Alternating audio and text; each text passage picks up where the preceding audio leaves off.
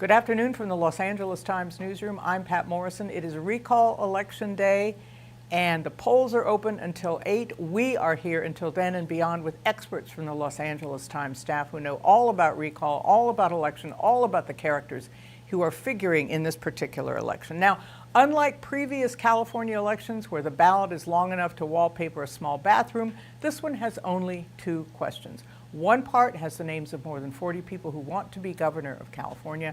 The other part has the name of Gavin Newsom, who is the governor of California, scheduled to stand for re-election in 2022 unless tonight the voters decide to boot him out of office. The recall has been around in California for more than 100 years, and in that period, virtually every governor of California has been subject to a recall effort. Most of them have failed. In the last 20 years, though, the recall has kicked out one governor, Gray Davis, and now tonight we'll be deciding the question about the other one. That is Gavin Newsom. So we are joined by the first of our expert guests, and we can do no better than John Myers, who is the bureau chief for the Los Angeles Times in Sacramento. John, thank you very much sort of halfway through what's going to be a very long day for you. Long day, long night. We'll see how long, of course, those ballots come in. But yeah, election day. Happy election day to you. Now, set the chessboard for us of what's at stake here, would you? Yeah, I mean, I think one of the things that you said in the introduction to this is really important, Pat. I mean, this is only the second recall election of a statewide official in California history. 2 of the last 3 governors have faced a recall. Now, the last 3 Democratic governors, I should say, and the stakes are high in a state where Democrats outnumber Republicans 2-1. You have an effort that was fueled by Republican donors, Republican activists and Republican donors to get this election on the ballot to try to break a losing streak that Republicans have had in statewide elections. They have lost the statewide elections consistently, all of them, for the last 15 years. And so that has become a rallying cry on both sides, I would argue. If you're the governor, it's a rallying cry of look at these Republicans, they're trying to commit an electoral theft. And if you're the Republicans, you're like, this is our opportunity to get rid of a guy we think is too liberal, too extreme for California. The stakes, I don't think, let's do the hype, right? We're kind of on a television kind of thing here. The stakes couldn't be higher.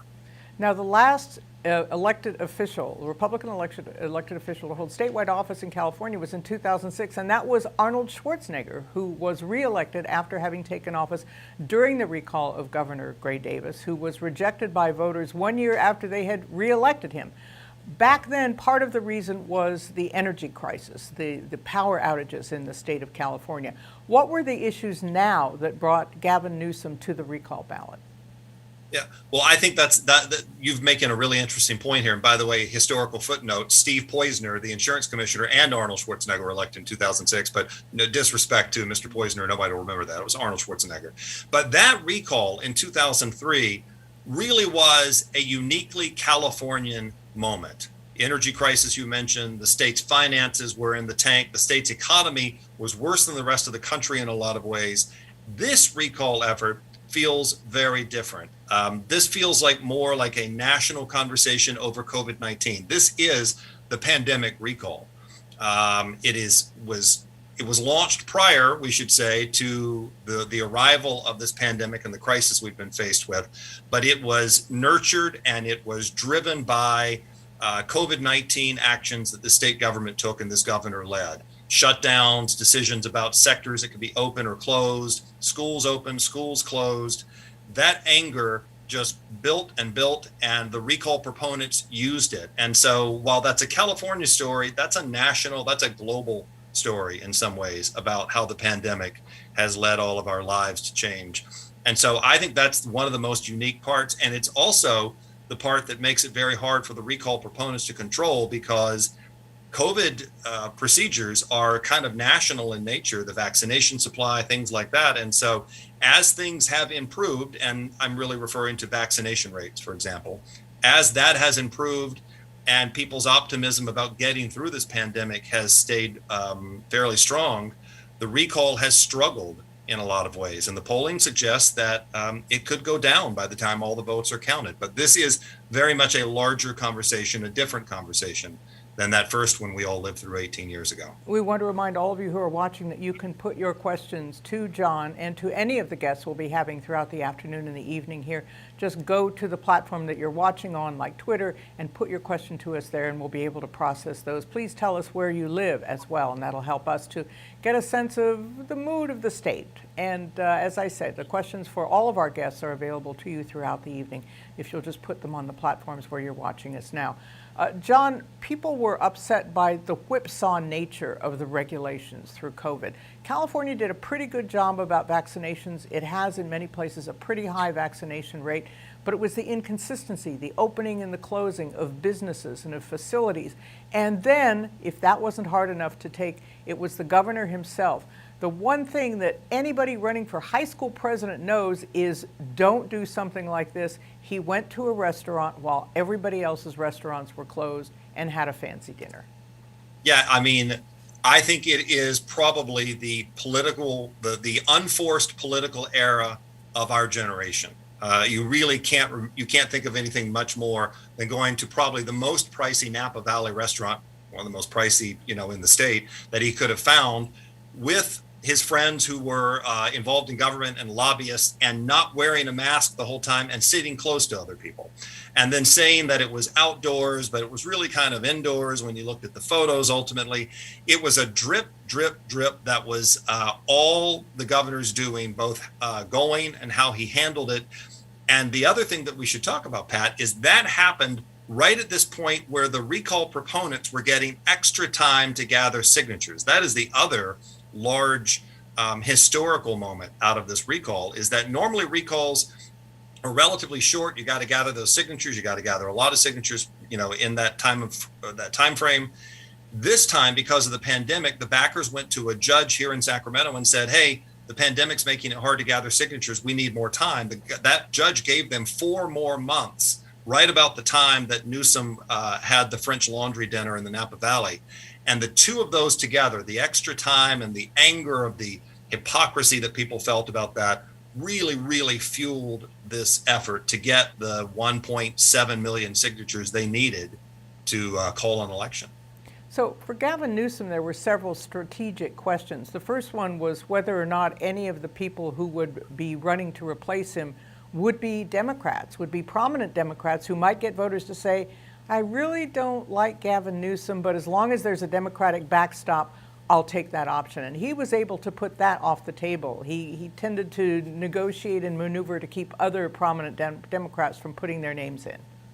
Yeah, that is another big difference from 18 years ago, and a key one that we should talk about for a moment. There has been a discussion in political circles, especially Democratic political circles, for 18 years. That the existence of another prominent Democrat on the recall ballot when Gray Davis was removed from office was a primary reason that Arnold Schwarzenegger won. That prominent Democrat was the lieutenant governor at the time, Cruz Bustamante, who tried very hard to have a slogan that said, vote no on the recall, but yes on Bustamante. But a lot of Democrats after the fact believe that it gave their fellow Democrats permission to remove Davis because they could vote for Bustamante. Of course, Schwarzenegger got more votes on that second question in 2003. This time, there was loyalty, or there was unanimity among the leadership of the Democratic Party, and, with a lot of influence, I'm sure, by the governor and his supporters, to keep any prominent Democrats off that second question. That doesn't mean that there aren't any Democratic names. There is a guy who's very popular with a YouTube channel, Kevin Paffrath, who is probably the most prominent Democrat. But the fact that people don't know who Kevin Paffrath is kind of proves my point. But that ability to keep other Democrats off is making this really a choice that Democrats, who, again, outnumber Republicans in the state, it's me, Gavin Newsom, or the abyss is kind of the way they have portrayed this. It is me or the horrors of having a Republican governor. And I want to point out another interesting fact out of this, Pat. In the poll that we just released, conducted by UC Berkeley, co-sponsored by the Times, 48% of the Democrats polled in that, 48% of the likely voters, I should say, said they were leaving the second question blank, that they were doing exactly what Newsom wanted, ignoring the second question. You didn't have to ignore the second question. You can vote both of them. But that is a telling moment, and I think a big difference from what happened 18 years ago. Democrats, for better or for worse, are all lined up together. And speaking of questions, if you have a question for John or for any of the expert time staffers we're going to be talking to throughout the afternoon and evening, you can go to whatever platform you're watching us on and put your question there, and we'll get it to whoever it is who is being grilled by me at the moment. And we'd like to hear as well where you are from in the state of California to kind of gauge where the geography of the questions is coming from. So give us your question on those sites, and we'll get back to John, because John, the other gamble, the first one that Gavin Newsom took, evidently paid off, keeping Democrats off the ballot. But the second gamble was one that was out of his control, which was who would be running against him. It would be hard if it were just, say, as in 2003, if you did not have an Arnold Schwarzenegger, if you did not have a prominent figure, because essentially a governor subject to recall is running against himself as looking for affirmation of his governorship. But this time, especially right after the 2020 election where Donald Trump lost resoundingly in California, to have anyone who could be identified as close to Trump or a Trump clone on the ballot made it much easier for Newsom to battle through this recall. Can you talk about that process and the names that emerged? Yeah, I mean, to your point, it was out of the governor's hands. I do want to say that there was another element to this recall that was sort of in the governor's hands, which was the timing of this recall, which was a negotiation, I think, between the governor and the Democratic leadership of the legislature, where they advanced the process under state election law to get the recall moved up a little bit. That, again, was a strategy issue. But that also kind of launched this very quick rush of these people who might be running as a replacement candidate. And the name that came out of that has stuck through this, and he's not the only one, of course, and we can talk about the other candidates, is Larry Elder, conservative talk radio host from Los Angeles, who never run for political office and has been on the air in Southern California for many, many years, quickly became the face of the replacement election, and in some ways the face of the yes to recall Newsom movement, which I think we'll be talking about this after the election's over. I think that has not been sitting very well with the people who actually, some of the people who actually organized this recall, that Elder has become the face of their effort. But Larry Elder, there are Democratic political consultants in the state, and I kind of think they're right, Pat, who believe that Larry Elder has done more to help Gavin Newsom in recent weeks than anybody else. And what I mean by that is he has galvanized the Democratic Party's interest and the voters in the Democratic Party's interest in participating in this election. You can like or hate Larry Elder, but he has a long record of a lot of statements, provocative statements, controversial statements when he's made in radio and written in his books. And Elder is a backer of Trump. Elder has kind of embraced the Trump version of Republican politics, as again, this is kind of a national election in a way, as it feels like. And this has become a Newsom kind of versus Elder kind of thing. And one of the things you said a moment ago is really interesting, and I want to highlight it here. I would suspect that when the creators of the recall, we have to harken back to the early 20th century, really the end of the 19th century, that they believed exactly what you said, Pat, that this would be the incumbent having to defend his or her record. The governor has never really talked about his record, and his supporters have never talked about his record. They have talked about the potential changes that Larry Elder or a Republican as governor would bring to the state of California.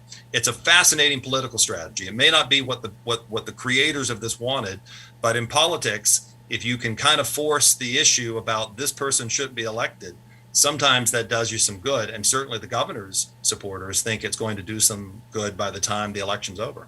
So the anti-recall, the Newsom supporters and Newsom himself have been able to shift the focus from himself onto principally Larry Elder, who until recently was saying, well, he wasn't sure that Biden had won the election. Questions like that were just a gift for any Democrat running in California, which also raises the question about the fact that this has become a surrogate national election.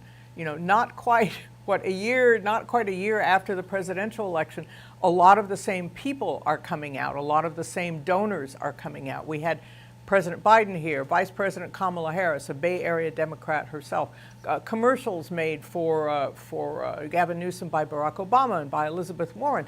And so this is a battle of surrogates in many ways. So can you talk about how that particular battle has been fought at a remove by these people who are defending Donald Trump or still defending the Democrats as they have come into power and are now exercising it in Washington? Yeah, we all grew up with this saying from the late House Speaker Tip O'Neill that all politics is local. Well, we are starting to live in an era where all politics feels national, and this has been nationalized very quickly. As a matter of fact, in some of what I've been looking at writing for the newspaper tomorrow, you could make a pretty good argument that Governor Newsom's first 2 years in office, which were coincided with President Trump's last 2 years in office, where Governor Newsom was very strident against President Trump, was one of his chief critics. The two guys would duke it out on Twitter and other places back and forth, that a lot of that same kind of rhetoric or zeal or just anger has just carried forward into this election. I think in some ways, the critics of Governor Newsom who launched this recall feel that they needed to be personal about him because he was so personal about President Trump and things like that. So there's a bit of a vicious cycle element to this. And the other part to that, I think, is that this isn't over. You've said a couple of times, I think, in this conversation we've had, that we have a scheduled election next year in 2022. The recall doesn't end this conversation, this fight, this battle. Shouldn't call it a conversation, really. It is just the first chapter, the first round. And we're going to go back at this in 2022 in the governor's race, perhaps in other races, in congressional races after redistricting happens in the state, and a host of ballot measures potentially.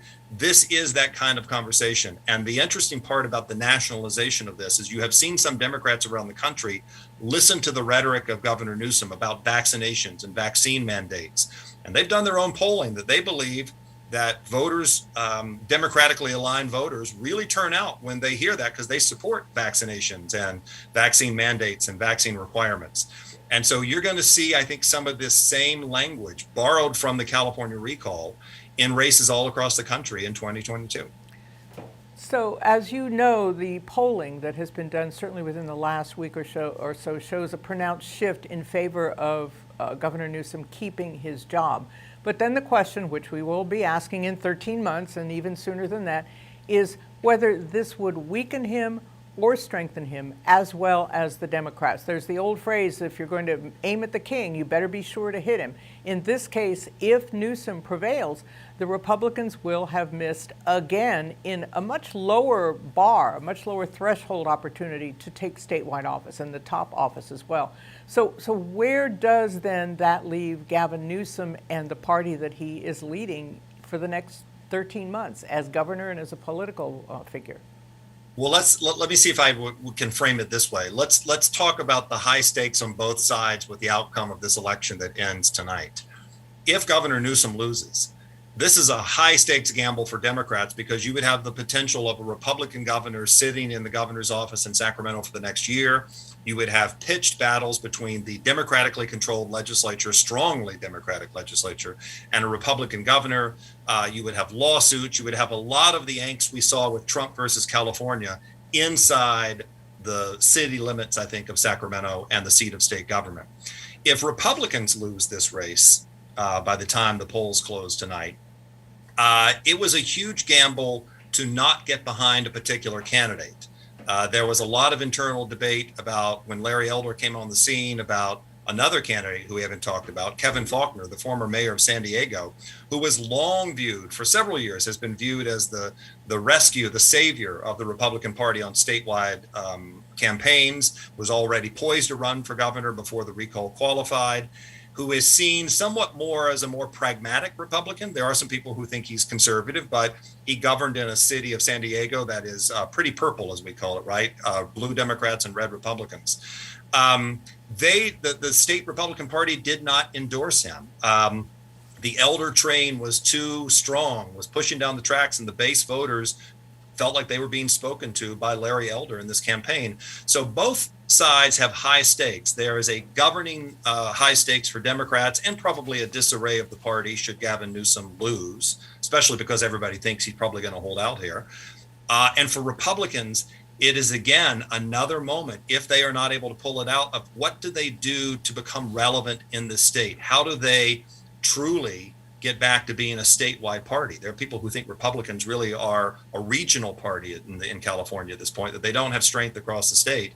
This would only, I think, again, prove that correct and raise a lot of questions about, do they have a strategy moving forward? So I would argue in that sense, Pat, the stakes are high on both sides of this election, to say nothing, of course, for Californians and the policies that would come out of Sacramento. The last handful of governor's races, statewide races in California, have shown, even before this recall, the Republicans have gotten narrower and narrower in their choice of candidates. When they had a primary range of candidates from moderate to much more conservative, they invariably chose the more conservative candidate, who did not fare well in the general election, Kevin Faulconer being a case in point. So is the Republican Party going to have another one of these post-election confabs about what went wrong? Well, of course, that's the crystal ball, right? Depending on what comes out of the recall election results. The interesting thing that I think I have seen in the 20 plus years of covering California politics is that two things have happened to the Republican Party in the state. The first one is that demographics have not been on their side. The state is more diverse ethnically and racially than it ever has been, and the party has struggled, especially with Latino voters, at attracting support, especially after the rhetoric of former campaigns in California history. So the demographics haven't favored them. As the demographics have shifted, the party has not continued to grow its voters there. Young voters, in particular, have been registering far more as Democrats or as unaffiliated voters. And unaffiliated voters is the second part of what I was going to say. That's the other challenge with Republicans, is that some people who still believe in some of the Republican principles of the days gone by don't like the brand that the party now has and have re-registered as no party preference, the independent voters in California. And that has the 1-2 whammy of that really has hurt Republicans in the state. And again, this could be seen as a chance squandered, should it not turn their way, as a chance squandered to right that ship. I mean, there are Democrats who believe that Governor Newsom is vulnerable on some topics that haven't been raised very well, because we're kind of fighting a national cultural wars and pandemic war rather than a uniquely California campaign in some ways. It's really fascinating. We're venturing awfully close into the post-mortem nature of this, Pat, but I think the results are really going to be a moment of soul searching for whoever loses this campaign. Of course, to say nothing for validation for the side that comes out on top.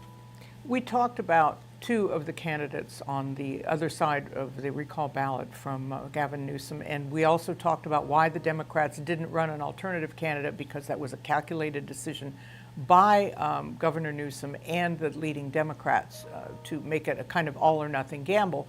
But who are some of the other candidates? John, you and I remember from 2003, there were more than 130 people. All you needed was a few $1,000s to get on the ballot. Now we have just a little over more than 40, I think 45 after Doug O's dropped out. But are these people of note? Are these also people who are just trying for a moment in the limelight? We're talking principally about Caitlyn Jenner, who, like a rocket, went up and went right back down as a candidate. Yeah, there are only a handful of other names that would be known in political circles because they have run or they've talked about running, or in some kind of larger circle, which is Caitlyn Jenner here. And so let's start there. Caitlyn Jenner, reality television star, who has a following that has nothing to do with politics, though she was a supporter of President Trump. The Jenner Express, seemed to, I don't know, run out of gas and veer off somewhere else pretty early on. She went to Australia at the beginning of the election because she said that she had to be on a reality TV show there that she'd signed a contract to be on. So she missed part of the campaign there. Most of her campaign has been talking about the merchandise she could buy, but when she's been pressed by reporters about what she would do as governor, her answers have not been very complete. She's down in the low single digits in most of the polling. So she's there. We haven't talked about John Cox, the gentleman who ran against Newsom in 2018 and was shellacked in that election, in that November election, 62 to 38%, biggest lopsided loss in modern California history, who is back trying to win the race this time and has traveled the state with a Kodiak bear on his, next to his bus. And then he got angry that the bear got bigger headlines than he did. It's the W.C. Fields admonition about never act or perform against a kid or an animal, I guess. And in John Cox's case, also a giant ball of trash. He also then started appearing with a great big ball of trash saying the state needed to be cleaned up. I mean, you can't make this stuff up, right? I mean, it's only in California, I suppose. So there was Cox. There were a couple of Republicans who are a little bit better known. The gentleman named Kevin Kiley is a state assemblyman from the Sacramento region, an up-and-comer, but still hasn't made his mark. And then, of course, some of the people that we've seen in the past. Angeline, the billboard maven from Los Angeles, who ran in 2003, ran again, though I'm not sure what running means in her case, because I've not really heard anything about her. A few other Democrats, a few no-party preference people, Green Party folks. 46 names. You correctly said that one of them, Doug Osee, a former congressman, dropped out after health problems, but his name's on the ballot. 46 names, fewer than 2003. Some of that has been used by the Newsom campaign to say, look at this. This is all kind of just bonkers. But they have honed in very quickly on a handful of people. Again, they feel Elder is a really good contrast with what the governor, with what Governor Newsom has been seeking to do. But this is the California story. This is a California recall. It's all folks are welcome. Just pay your money and come on aboard. Who says the Wild West is gone, right? Right. At least in politics. John, I know you've got a lot of work to do for today and for the rest of the evening. I hope we'll be able to catch up with you again later in the evening as you see the results unfurl and you can give us more perspective and analysis. So wonderful to talk to you as always, and get back to work. Thank you. I'm going to be in this office all night, Pat. You got it. I'm here all night, just like on the stage in Vegas. John Myers is the bureau chief in Sacramento for the Los Angeles Times. We are live from the Los Angeles newsroom. 8 o'clock is when the polls close. We will be here through that and for a couple of hours afterwards, analyzing with our specialists, with our experts at the Los Angeles Times, and taking your questions, which you can put on any platform that you're watching us from, and we'll try to pose those questions to our experts from the Los Angeles Times. When we come back, we're going to be talking with John Healy, who is the senior editor who knows all about the procedures of the recall. And did you know, for example, that you can track your ballot from the time you cast it until it reaches the registrar, the person, the agency that's going to be counting that ballot? All that information about how you do that will be coming back. And as I said, after our video chat, you can also join us on, or put a question to us on any platform you're joining us for today. So thank you, John, again for joining us for our first video chat. Keep your questions coming at Twitter at LA Times or the other platforms as well. LATimes.com is where you will find more of our election coverage throughout the day and the evening. So we are going to be coming back shortly with John Healy and all of your questions about what happened to your ballot, why we have this recall in the first place, and again, it's the LA Times newsroom bringing you the best coverage ever, as usual, of this year's recall election. I say this year because who knows when we're going to have another one. This year's recall election in California in the year 2021. See you shortly.